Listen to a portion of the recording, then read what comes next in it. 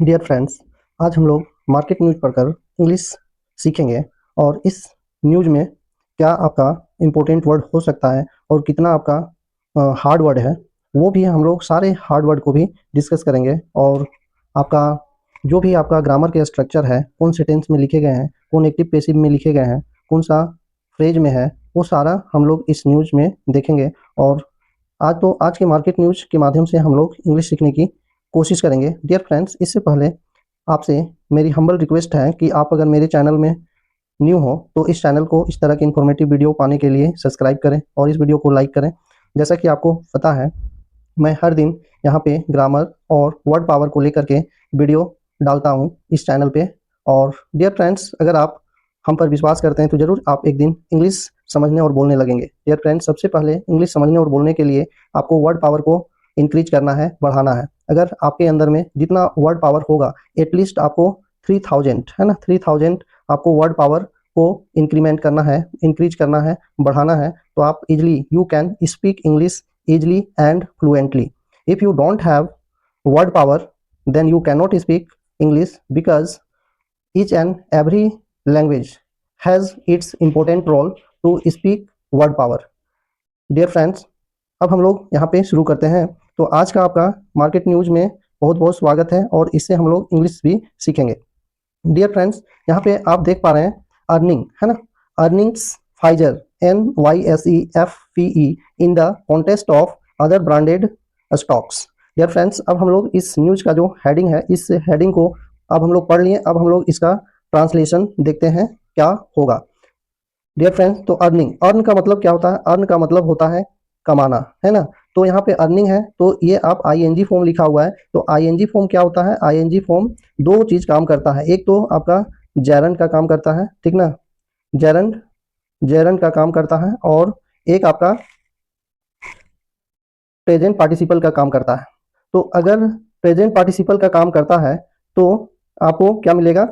आपको present participle का काम करेगा तो वो आपका एडजेक्टिव का काम करेगा, प्रेजेंट, है ना, present participle participle present participle जो होगा वो आपका एडजेक्टिव का काम करेगा। अब ये एडजेक्टिव क्या होता है? तो एडजेक्टिव आपका किसी भी नाउन की क्वालिटी को डिस्क्राइब करने वाले को हम लोग एडजेक्टिव कहते हैं, है ना।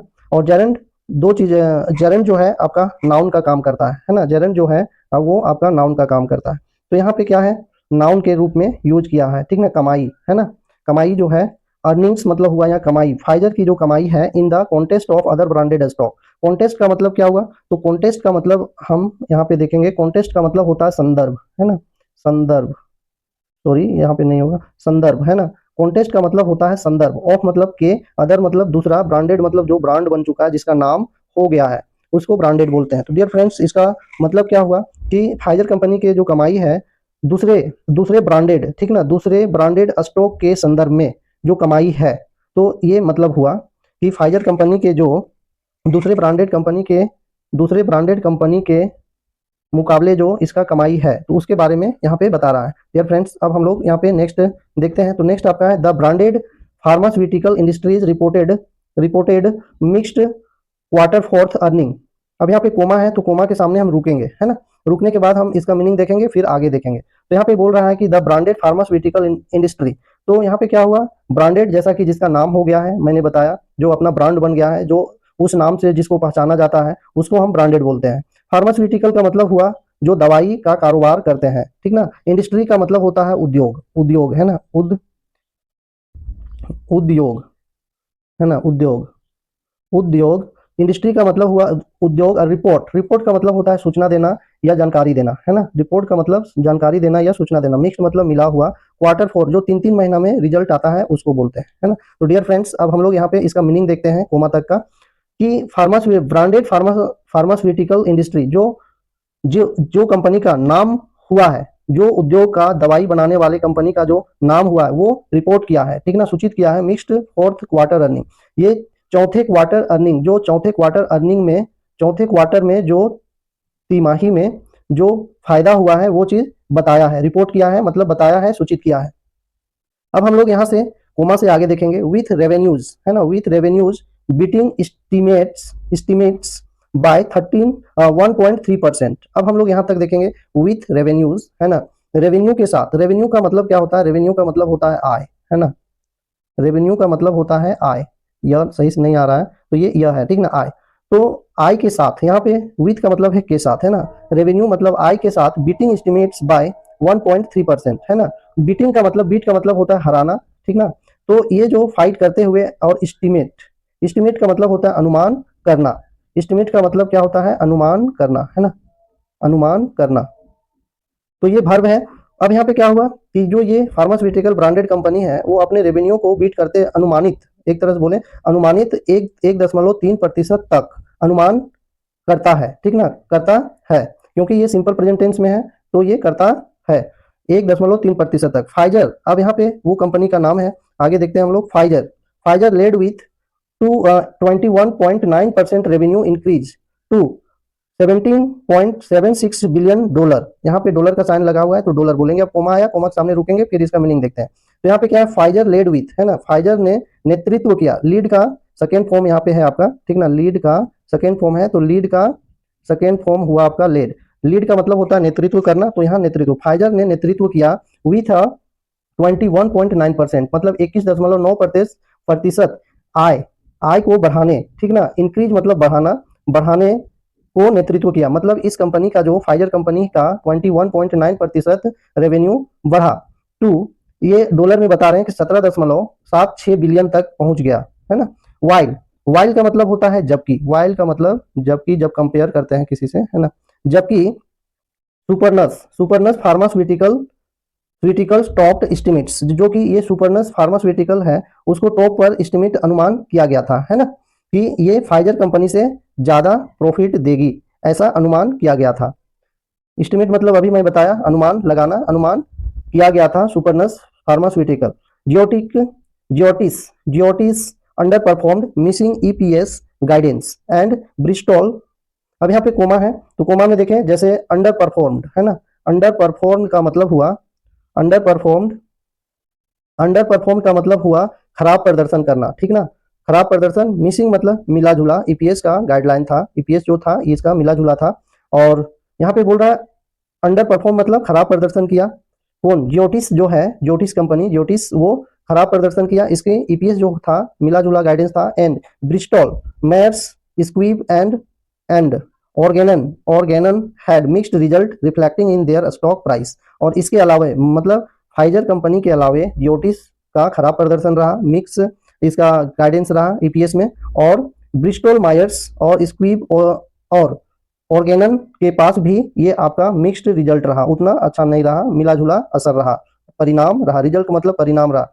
Reflecting in their stock price, जो उनके स्टॉक प्राइस में दिखाई पड़ते हैं, रिफ्लेक्टिंग मतलब प्रतिबिंबित होते हैं, दिखाई पड़ते हैं। डियर फ्रेंड्स, अब हम लोग नेक्स्ट सेक्टर की बात करते हैं। तो ये फर्स्ट सेक्टर फार्मास्यूटिकल का था। डियर फ्रेंड्स, मेरी तरफ से कोई भी रिकमेंडेशन नहीं है कि ये शेयर को आप खरीदें, अगर आप खरीदते हैं तो अपनी सूझबूझ से ही खरीदें। और अगर आपको टेक्निकल एनालिसिस सीखना है तो मेरे एक और चैनल है, उस चैनल को में आप जा करके सीख सकते हैं, वो मैं डिस्क्रिप्शन में लिंक दे दिया हूँ। डियर फ्रेंड्स, तो अब हम लोग आगे देखते हैं। यहाँ पे मैं इंग्लिश सिखाता हूँ और इंग्लिश का वर्ड पावर इंक्रीमेंट करने के लिए मैं यह वीडियो अपलोड कर रहा हूँ। अब हम नेक्स्ट सेक्टर की बात करते हैं। फाइनेंशियल एक्सप्रेस की तरफ से एक दिन पहले ये न्यूज आई है।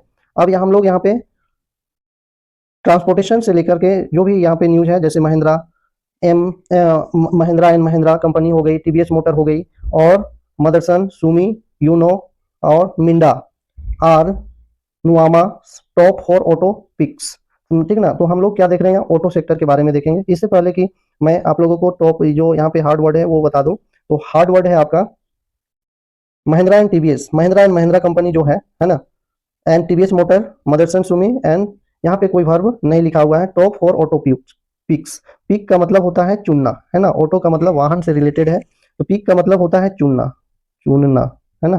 तो डियर फ्रेंड्स, पिक्स का मतलब चुनना।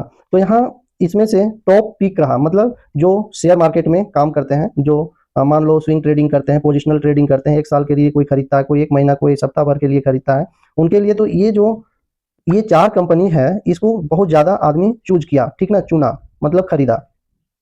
डियर फ्रेंड्स, तो अब हम लोग इसका आगे का न्यूज देखते हैं और इंग्लिश सीखते हैं कि इसमें क्या है। डियर फ्रेंड्स, तो यहाँ पे आगे हम लोग आगे की स्लाइड पे Nuvama institutional equities expect tractor, two wheeler and passenger vehicles wholesale growth to out perform, ठीक ना, to out perform commercial vehicles driven by the favourable sentiment of the expert. Dear friends, तो अब हम लोग देखते हैं इसका ट्रांसलेशन क्या होता है और हार्ड मीनिंग। तो इंस्टीट्यूशनल मतलब हुआ जो इसकी संस्था है, ठीक ना, जो संस्था है। इंस्टीट्यूशनल मतलब संस्था, जो संस्था है, जो इसके इक्विटी है, जो इसकी शेयर है ना, जो शेयर है। एक्सपेक्ट, एक्सपेक्ट का मतलब होता है अनुमान करना, उम्मीद करना, ठीक ना। एक्सपेक्ट का मतलब होता है उम्मीद करना, है ना। उम्मीद जो था, उम्मीद, वो क्या है, एक्सपेक्ट मतलब उम्मीद करता है। जो ये नुआमा है, ठीक ना, नुआमा वो जो इक्विटी का शेयर है वो उम्मीद करता है ट्रैक्टर, टू व्हीलर, ठीक ना, ट्रैक्टर और टू व्हीलर का उम्मीद करती है ये कंपनी नुआमा।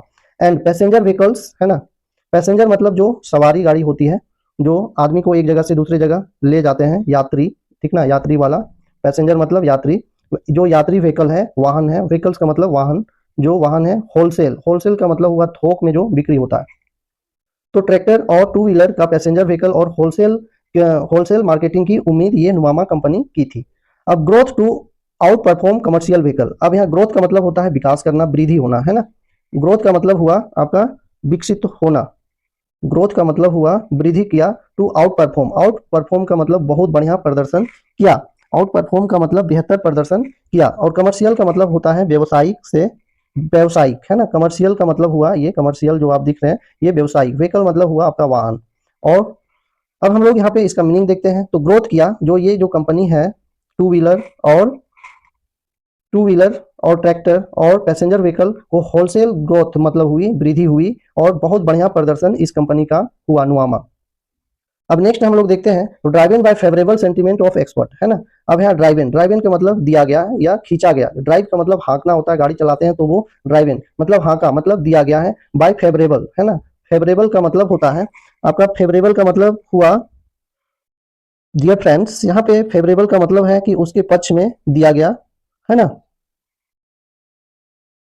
तो यहाँ पे आप देख पा रहे हैं फेवरेबल सेंटीमेंट, है ना। फेवरेबल मतलब उसके जो पक्ष में थी, किसके पक्ष में, नुआमा जो कंपनी है उनके पक्ष में, या अनुकूलन भी बोल सकते हो, अनुकूल में दिया। किसके पक्ष में, नुआमा के अनुकूल में। जो जैसा उसका न्यूज था वैसा ही सेंटीमेंट दिया। सेंटीमेंट अगर इंग्लिश के ये वर्ड में देखें तो ये सेंटीमेंट का मतलब होता है भावुक होना, लेकिन यहाँ पे न्यूज से रिलेटेड है तो उसी के पक्ष में सेंटीमेंट दिया। उन्हीं के पक्ष में न्यूज दिया, बातें आई। और एक्सपर्ट के द्वारा, जो एक्सपर्ट जो थे, जो स्टॉक मार्केट के एनालिसिस करते हैं, वो सब नुआमा कंपनी के पक्ष में दिया। अब नेक्स्ट की बात करते हैं तो TVS Motors, Mahindra and Mahindra, Motherson, Sumi and Uno Mindra are topic, है ना। इसके अलावे मतलब नुआमा के अलावे आप यहाँ पे देख पा रहे हैं नुआमा, है ना। नुआमा के अलावे, नुआमा कंपनी के अलावे आपका महिंद्रा एंड महिंद्रा, मदरसन, सुमी एंड यूनो मिंद्रा जो है टॉप पिक पर रहा। ये सारी कंपनी को बहुत ज्यादा आदमी चाहा, ठीक ना। Mahindra and Mahindra, Sumo and Uno Mindra are picks. Pick का मतलब मैं पहले बता दिया हूँ, चुनना, मतलब खरीदारी में ज्यादा ये सब कंपनी के ऑटो सेक्टर में ये सब कंपनी टॉप पर बनी रही और ज्यादा खरीदारी हुई। अब नेक्स्ट की बात करते हैं तो ट्रैक्टर सेल्स, है ना। ट्रैक्टर सेल्स में ग्रो इन डबल डिजिट, है ना। अब यहाँ पे बोल रहा है कि जो ट्रैक्टर का जो सेल था, ट्रैक्टर कंपनी के जो सेल था उसमें डबल डिजिट का ग्रो हुई। डबल डिजिट मतलब डबल हो गया, है ना। जैसे 50 था, 50 से 100 हो गया। नेक्स्ट है मतलब कि ट्रैक्टर सेक्टर, जो ट्रैक्टर वाहन बनाती है वो कंपनी की सबसे ज्यादा बिक्री बढ़ी। नेक्स्ट हम लोग बोलते हैं वाइल, वाइल का मतलब अभी बताएं जबकि, है ना। जबकि two wheeler and PVs see low single digit growth commercial vehicle, है ना। अब यहाँ पे हम लोग देखते हैं जबकि टू व्हीलर जो कंपनी है, टू व्हीलर जो दो पहिए की गाड़ी बनाती है वो, और पीवीसी लो, लो सिंगल डिजिट ग्रोथ हुई, ठीक ना। इसको लो सिंगल डिजिट ग्रो हुई। ग्रो का मतलब होता है वृद्धि हुई, बढ़ना। कमर्शियल मतलब, कमर्शियल का मतलब जो हुआ सामान ढोने वाले जो गाड़ी है, वाहन है, उसके बात कर रहे हैं। कमर्शियल मतलब व्यवसायिक से रिलेटेड। व्हीकल जो है वो volume are expected to dip 1% year to year, है ना। ये जो है हर साल ये 1% के डीप गया। डीप मतलब नीचे, है ना। डीप मतलब नीचे, नीचे मतलब ये सब जो कमर्शियल व्हीकल का है वो सबको एक्सपेक्टेड से, वो जितना गिरने की मार्केट की उम्मीद थी उससे वो 1% ज्यादा गिरी। डियर फ्रेंड्स, मैं आपसे हम्बल रिक्वेस्ट करता हूं, अगर आप इस तरह की इन्फॉर्मेटिव वीडियो पाना चाहते हैं तो इस चैनल को सब्सक्राइब करें और इस वीडियो को लाइक करें ताकि मैं मोटिवेट रहूं और भी इस तरह की इन्फॉर्मेटिव वीडियो आप तक पहुंचाता रहूं। डियर फ्रेंड्स, अब हम लोग नेक्स्ट सेक्टर की बात करते हैं। अब हम लोग नेक्स्ट स्लाइड में आ चुके हैं और नेक्स्ट स्लाइड में अब हम लोग करते हैं दूसरी कंपनी की बात यहाँ पे करते हैं और देखते हैं कि इसमें क्या ग्रोथ आई है और क्या हुआ। नेक्स्ट है आपका HAL revises light combat aircraft MK1 contract to 6,500 for 2 crore, है ना, मतलब 6,000 रिवाइज, है ना, मतलब फिर से ये कॉन्ट्रैक्ट को रिवाइज किया है। रिवाइज मतलब संशोधित, है ना, रिवाइज का मतलब संशोधित। जो HAL कंपनी है वो लाइट कॉम्बैक्ट एयरक्राफ्ट, ठीक ना, एयरक्राफ्ट को संशोधित किया है। कॉन्ट्रैक्ट, कॉन्ट्रैक्ट का मतलब जैसा कि आपको पता है इकरारनामा बोल सकते हैं, एग्रीमेंट को, जो एग्रीमेंट हुई थी इस कंपनी के साथ में वो फिर से यहाँ पे संशोधित किया गया है, रिवाइज किया गया, संशोधित। और यह जो है कॉन्ट्रैक्ट अब होगा 6,542 करोड़ की, है ना डियर फ्रेंड्स। तो अब हम लोग नेक्स्ट देखते हैं इस कंपनी का क्या न्यूज है। तो यहाँ पे है आपका, देख पा रहे हैं, हिंदुस्तान एरोनॉटिक्स लिमिटेड, मतलब HAL का मतलब हुआ हिंदुस्तान एरोनॉटिक लिमिटेड, है ना, ये कंपनी का नाम है आपका Hindustan Aeronautics limited. Has amended it's 2010 contract for the LCA MK1 FOC variant. अब यहाँ पे कोमा है तो कोमा के पहले कोमा तक जाएंगे, फिर हम लोग रुकेंगे, फिर इसका एनालिसिस करेंगे, ट्रांसलेशन देखेंगे, फिर हम लोग आगे बढ़ेंगे और जो हार्ड वर्ड है वो भी देखते जाएंगे। तो अमेंडमेंट, अमेंडेड का मतलब हुआ, अमेंडमेंट का मतलब होता है सुधार, है ना, या अमेंड का मतलब हुआ आपका सुधारना।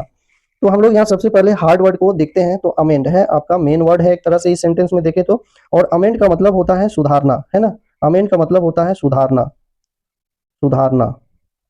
तो जो हिंदुस्तान एरोनॉटिक्स लिमिटेड है, ठीक ना, वो सुधारा है, ठीक ना, क्योंकि ये past perfect sorry simple perfect present perfect tense में लिखा गया है, क्योंकि हैज है, हैज के बाद भी थर्ड का यूज है, तो ये क्या है आपका simple sorry present perfect tense में लिखा गया। तो जो हिंदुस्तान एरोनॉटिक्स लिमिटेड कंपनी है वो सुधारा है। इट्स मतलब हुआ अपना, अपना 2010 के जो एग्रीमेंट हुई थी एल LCA MK1 और FOC वेरिएंट के लिए जो कॉन्ट्रैक्ट हुई थी, एग्रीमेंट हुई थी, उसके बीच में ये सुधारा गया है, ठीक ना, सुधारा गया है। इंक्रीजिंग इट्स वैल्यू फ्रॉम, और ये जो बढ़ाते हुए, इंक्रीज का मतलब होता है बढ़ाना, है ना, बढ़ना, तो ये बढ़ाते हुए। तो यहाँ डियर फ्रेंड्स आप एक चीज और सीख सकते हैं, ये इसी को हम प्रेजेंट पार्टिसिपल बोला जाता है, प्रेजेंट पार्टिसिपल है क्योंकि बढ़ाते हुए। जब ये हुए के सेंस आएगा तो आपका क्या होता है, ये एडजेक्टिव का काम करता है, तो यहाँ एडजेक्टिव का काम कर रहा है। मतलब ये जो कंपनी है हिंदुस्तान एरोनॉटिक्स लिमिटेड, वो अपनी वैल्यू, वैल्यू मतलब कीमत को बढ़ाते हुए 5,989.39 करोड़ से, ठीक ना, ये पहले की वैल्यू है, ये कंपनी की कीमत थी। अब जो इसका एग्रीमेंट जो हुई थी पहले वो 5,979 लगभग करोड़ का क्या हुआ था, एग्रीमेंट हुई थी। अब ये कंपनी कितना कर दिया, 6,542.20 मतलब 20 करोड़ की वैल्यू बढ़ा दिया, मतलब इतना बढ़ा दिया है। ये आपका बढ़ा हुआ वैल्यू है 6,542 करोड़ की लगभग। नेक्स्ट है आपका due to delivery schedule changes. अब यहाँ पे ड्यू टू है ना, ड्यू टू का मतलब होता है के चलते, डिलीवरी शेड्यूल, ठीक ना, डिलीवरी का मतलब होता है पहुंचाने की क्रिया, है ना, और शेड्यूल का मतलब होता है, शेड्यूल का मतलब आप कह सकते हैं अनुसूची, ठीक ना। तो जो शेड्यूल करने का, अनुसूची जो पहुंचाने की क्रिया जो था उसके चेंज किया, ये कंपनी चेंज कर दी। Hindustan Aeronautics Limited aim to deliver 16 LCA MK1 jet to the IAF in 2025। अब यहाँ जो हिंदुस्तान एरोनॉटिक्स का एम है, उद्देश्य है, वो क्या है, डिलीवर करना, ठीक ना, क्या काम है इसका, डिलीवर करना, पहुंचाने का 16 LC MK1 jet to IAF में, ठीक ना। पहले ये कंपनी MK1 एक जेट का विमान बनाता था, अब ये कंपनी IAF तक ये 2025 में कंपनी पहुंचाएगी, मतलब बनाएगी, with a total of 83 jet by 29। और ये जो है 2029 तक ये लगभग 83 जेट विमान बनाएंगे, जेट मतलब लड़ाकू विमान बनाएंगे। The company reported a 14% rise in net profit to. अब ये जो है यहाँ पे हम लोग हार्ड वर्ड देखते हैं, तो हार्ड वर्ड है आपका क्या है, द कंपनी रिपोर्टेड, कंपनी ने सूचित किया है, जानकारी दी है, रिपोर्टेड मतलब सूचित करना या जानकारी देना, ठीक ना। रिपोर्ट सूची दिया है कि 14% राइज, राइज मतलब ऊपर गई है कंपनी, बढ़ी है, इन नेट प्रॉफिट, ठीक ना, इसकी जो प्रॉफिट है, लाभ है, फायदा है, उसमें से 14% की वृद्धि हुई है टू 1432 करोड़, लगभग 1432 करोड़, और से में 15% रेवेन्यू इंक्रीज हुई है। इसमें से 1432 करोड़ था, उसमें से 15% की रेवेन्यू मतलब इसकी आय में इंक्रीज हुई है, बढ़ोतरी हुई है। 6,957 crore for the quarter, quarter मतलब हुआ, क्वार्ट का मतलब होता है आयतन, आयतन मतलब अपनी जो ये कंपनी के जो साइज था उसमें से ये 6,957 करोड़ की अपनी जो साइज था उसको बढ़ा दिया है इतने पैसा से। डियर फ्रेंड्स, अगर आप मेरी चैनल में न्यू हो तो इस तरह की इंफॉर्मेटिव वीडियो पाने के लिए इस चैनल को सब्सक्राइब करें और इस वीडियो को लाइक करें, ताकि मैं मोटिवेट रहूं और आपको आपके साथ जुड़ा रहूं। अब हम लोग नेक्स्ट स्लाइड में आ गए हैं और नेक्स्ट स्लाइड में अब हम लोग आगे की कंपनी की बात करते हैं। तो इस कंपनी में है आपका TVS holding dividend payout, check, record date and 4 things you need to know. Dear friends, इसके पहले हम लोग सबसे पहले इसका हार्ड वर्ड देखते हैं और ये वर्ड का मीनिंग क्या है। होल्डिंग का मतलब टीवीएस होल्डिंग है ना, टीवीएस के जो शेयर धारक है ना, टीवीएस के जो शेयर धारक हैं उनके जो डिविडेंड है, जो लाभांश है, जो कंपनी लाभ कमाती है उसमें से कुछ पैसा अपने शेयर होल्डर को भी देते हैं, है ना। तो वो हुआ टीवीएस होल्डिंग डिविडेंड पे आउट। पे आउट का मतलब होता है भुगतान, है ना। तो टीवीएस होल्डिंग डिविडेंड भुगतान, ये क्या मतलब हुआ, टीवीएस होल्डिंग डिविडेंड मतलब अपने शेयर धारकों की भुगतान। अब यहाँ चेक, चेक का मतलब होता है चेक करना, है ना, निरीक्षण करना। रिकॉर्ड डेट, जो इसका जो डेट तय हुआ है उसके बारे में। और एंड, एंड का मतलब और। 4 थिंग्स, और 4 चीजें, यू नीड, है ना, और 4 चीजें यू नीड। यू नीड मतलब आपको जानने की जरूरत है ना। नीड का मतलब जरूरत और टू नो मतलब जानना, मतलब जानने की जरूरत है। 4 चीज जानने की जरूरत है। तो इसका कुल मिला के देखें तो जो टीवीएस कंपनी है वो अपना पे आउट डिविडेंड देने की भुगतान की तारीख को जानेंगे आप। और दूसरी चीज है आप इसके 4 चीज को जानने की जरूरत है, वो चीज आप यहाँ से देखेंगे और सीखेंगे। और इसके अलावा आप इंग्लिश के हार्ड वर्ड भी सीखेंगे और इंग्लिश न्यूज़पेपर का एनालिसिस भी करना सीखेंगे। डियर फ्रेंड्स, तो अब हम लोग यहाँ पे देखते हैं फर्स्ट फर्स्ट पैराग्राफ में क्या है। डियर फ्रेंड्स, तो यहाँ पे आप जैसा देख पा रहे हैं, यहाँ पे जैसा आप देख पा रहे हैं टीवीएस होल्डिंग हैज डिक्लेयर्ड, है ना। टीवीएस के जो कंपनी है वो हैज डिक्लेयर्ड, डिक्लेयर्ड का मतलब होता है घोषणा करना, है ना। तो यहाँ पे प्रेजेंट परफेक्ट टेंस में लिखा किया गया है। तो यहाँ पे क्या हुआ कि टीवीएस मोटर ने क्या किया है, घोषणा किया है। क्या किया है, N interim dividend of, interim dividend of 93 पर शेयर, है ना। अब यहाँ कोमा है तो यहाँ रुकेंगे। मतलब टीवीएस मोटर ने डिक्लेयर कर दिया, इंटरिम मतलब समय से पहले जो देने की, डिविडेंड है मतलब लाभांश, वो 93 रुपीज होगा, ठीक ना। 93 रुपीज पर शेयर, मतलब हर एक शेयर पर 93 रुपीज का डिविडेंड देने की फैसला, घोषणा कर दी है टीवीएस कंपनी ने। अब आगे देखते हैं ए 1860% पे आउट। अब यहाँ पे क्या है डियर फ्रेंड्स, यहाँ पे है एक ये 1860% की भुगतान होगी, जो ये कंपनी देगी उसमें से 1860% की भुगतान होगी विथ अ रिकॉर्ड डेट, ठीक ना। ये रिकॉर्ड डेट में होगा, जो ये डेट तय किया गया है ऑफ मार्च 28 2025। ये मार्च 2025 28 तारीख 28 मार्च 2025 को इसकी डेट डिक्लेयर हुई है, घोषणा हुई है। The company reported 72% year to year increase in the net profit rupees of 386 crore quarter final year 2025। और जो ये बता रही है कंपनी की, ये जो सूचित किया है, बताया है कि 72% पर ईयर, ठीक ना, हर साल इंक्रीमेंट की है अपने प्रॉफिट पर। और 386 करोड़ क्वार्टर 3 2025 के जो क्वार्टर 3 है उसमें 386 करोड़ की प्रॉफिट की बात कर रही है। नेक्स्ट बात करें तो विथ रेवेन्यू राइजिंग, और अपने रेवेन्यू के साथ ये कंपनी जो रेवेन्यू है, रेवेन्यू की मतलब हुआ आय, है ना। इसकी जो आय है उसको राइज किया है, राइज मतलब बढ़ा है इसकी रेवेन्यू, इसकी आय बढ़ी है 14%, ठीक ना, 14% से। और रुपीज में बात करें तो 11,458 करोड़ की रेवेन्यू हो गया। द स्टॉक हैज डिलीवर्ड, अब ये स्टॉक ने डिलीवर किया है, पहुंचाया है 10%, है ना, 10% return over the past year, जो, ठीक ना, ये बीते साल में 10% की आमदनी दी है ये company. But but decline 36% in but decline 36%, है ना। लेकिन जो ये कंपनी डिक्लाइन हुई, डिक्लाइन का मतलब पतन, नीचे गिरी है, पतन हुई है ये कंपनी 36% इन 6 मंथ, है ना। 6 महीना में 36% गिर गई है। डियर फ्रेंड्स, मेरी तरफ से कोई रिकमेंडेशन नहीं है कि ये शेयर खरीदे, अगर आप खरीदते हैं तो अपनी सूझबूझ से खरीदें। डियर फ्रेंड्स, अब हम लोग आगे की न्यूज देखते हैं कि क्या है। डियर फ्रेंड्स, तो हम लोग नेक्स्ट स्लाइड में आ चुके हैं और नेक्स्ट स्लाइड में हम लोग देखेंगे हिंदवेयर कंपनी के बारे में, ठीक ना। हिंदवेयर क्या है, ये एक कंपनी है, तो होम इनोवेशन लिमिटेड इस कंपनी का नाम है, हिंदवेयर। अब यहाँ पे सबसे पहले हम लोग हार्डवर्ड देखते हैं कि ये इस कंपनी का जो न्यूज है इसमें से हार्डवर्ड क्या है। तो हिंदवेयर होम इनोवेशन अनाउंस, है ना। तो अनाउंस का मतलब होता है घोषणा करना, है ना, घोषणा की है।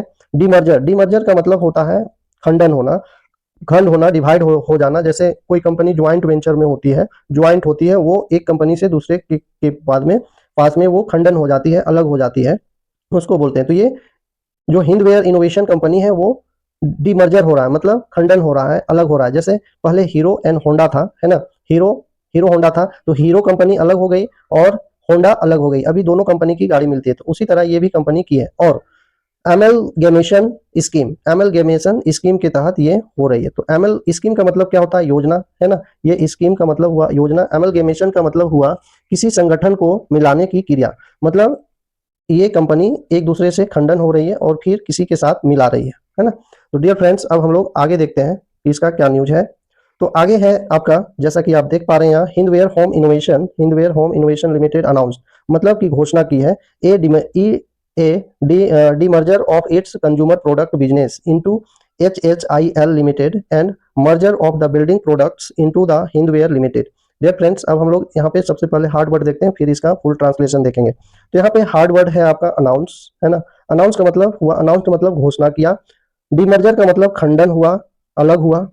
कंज्यूमर मतलब हुआ उपभोक्ता। ईट्स मतलब अपना या अपने। प्रोडक्ट मतलब उत्पादन। बिजनेस मतलब आप जान ही रहे बिजनेस का मतलब क्या होता है। इनटू में HHIL लिमिटेड में वो मर्ज हो रहे हैं। And merge of the building products, और बिल्डिंग प्रोडक्ट में ये मर्ज हो रहे हैं, मिल जाएंगे इनटू हिंदवेयर लिमिटेड के साथ में, है ना। मतलब ये जो हिंदवेयर था, पहले हिंदवेयर होम इनोवेशन जो कंपनी है वो घोषणा की है डीमर्जर का अलग होने का अपने कंज्यूमर प्रोडक्ट बिजनेस से। ये एक बिजनेस का नाम है, अपने कंज्यूमर प्रोडक्ट बिजनेस से अलग होने की घोषणा की है। इनटू HHIL लिमिटेड में ये पहले थी, ठीक ना, ये कंपनी में थी से अलग होने की, HHIL से अलग होने की, और ये कंपनी मर्ज होगी। मर्ज मतलब ये शामिल हो जाएगी। पहले ये कंपनी जो हिंदवेयर होम इनोवेशन थे वो HHIL लिमिटेड में थे, और वहां से ये कंपनी हट करके मर्ज हो रही है, मतलब मर्ज मतलब शामिल हो रही है building product into Hindware limited के साथ में। मतलब अपनी काम की डिवाइड कर रहे हैं। Share holder will receive one share each into both entities, है ना। अब शेयर होल्डर का क्या फायदा है कि शेयर, इसके जो भी शेयर खरीदेंगे, ठीक ना, शेयर होल्डर खरीदेंगे, उनको एक एक शेयर प्रत्येक कंपनी के, इंटाइटीज मतलब कंपनी या संस्था, है ना, इंटाइटीज मतलब कंपनी या संस्था के शेयर दिए जाएंगे एक एक। द स्कीम इफेक्टिव अप्रैल 1 2025, ये जो स्कीम है, ये कंपनी के जो स्कीम है वो प्रभावी होंगे, इफेक्टिव मतलब प्रभावी होंगे, लागू होंगे 1 अप्रैल 2025 से।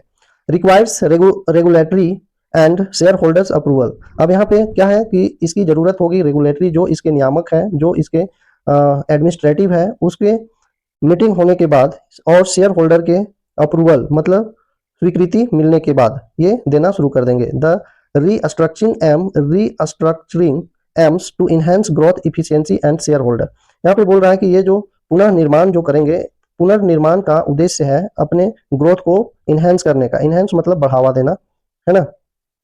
इनहेंस का मतलब होता है बढ़ावा, अपने ग्रोथ, अपने वृद्धि को और भी ज्यादा बढ़ावा देगा और निपुण बनाएगा। एफिशिएंसी मतलब और परिपक्व करेंगे। एंड्स अपने शेयर होल्डर वैल्यू का। डियर फ्रेंड्स, मेरी तरफ से कोई भी रिकमेंडेशन नहीं है कि ये शेयर खरीदें। अगर आप खरीदते हैं तो अपनी सूझबूझ से ही खरीदें। डियर फ्रेंड्स, अगर आप इस तरह की इंफॉर्मेटिव वीडियो पाना चाहते हैं तो मेरी तरफ से हम्बल रिक्वेस्ट है कि आप इस चैनल को सब्सक्राइब करें इस तरह की इंफॉर्मेटिव वीडियो पाने के लिए। अभी तक मेरे साथ जुड़े रहने के लिए दिल से धन्यवाद। Thank you for watching this video.